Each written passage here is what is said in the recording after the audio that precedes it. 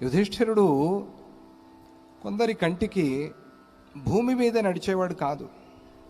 ఆయన కింద వరకు వస్త్రము చీర కట్టుకున్నట్టుగా నేల వరకు ఆయన దింపేసి కట్టుకునేవాడు.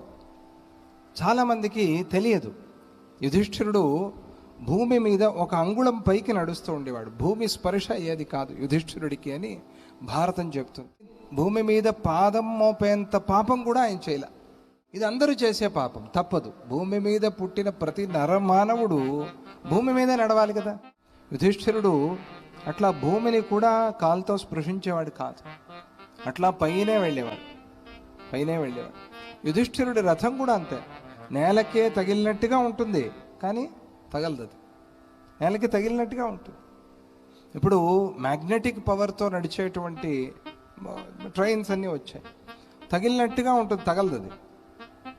మధ్యలో మ్యాగ్నెట్ ఫీల్డ్ ఉంటుంది, దానివల్ల దాని మీద నిలబడి వెళ్తూ ఉంటుంది. తెలియదు మనకి, అది ఉన్నట్టే ఉంటుంది. అంతే, మనం చూస్తే మన కంటికి తెలియదు అది.